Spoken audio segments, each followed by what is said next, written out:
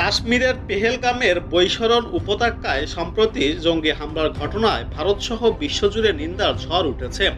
Social মিডিয়ায় বহু তারকা এই মর্মান্তিক ঘটনার প্রতিবাদ জানাচ্ছেন। এবার সেই প্রতিবাদের সুরে সুর মিলিয়ে লন্ডন সফর বাতিলের সিদ্ধান্ত নিলেন বলিউড সুপারস্টার সালমান খান।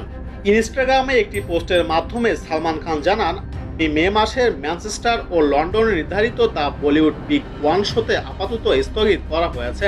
তিনি শেয়ার করা পোস্টে বড় অক্ষরে লেখা ছিল স্থগিত।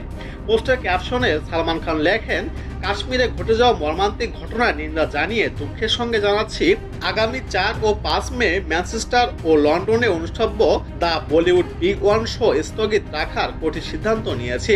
আমরা বুঝি আমাদের ভক্তরা এই অনুষ্ঠানের জন্য কতটা অপেক্ষায় ছিলেন, তবে এই শোকের মুহূর্তে এই সিদ্ধান্ত নেয় উপযুক্ত মনে করেছি। কারো যদি এতে হতাশা বা অসুবিধা হয় তার জন্য আমরা আন্তরিকভাবে দুঃখ প্রকাশ করছি। শিগগিরই অনুষ্ঠানের নতুন তারিখ ঘোষণা করা হবে।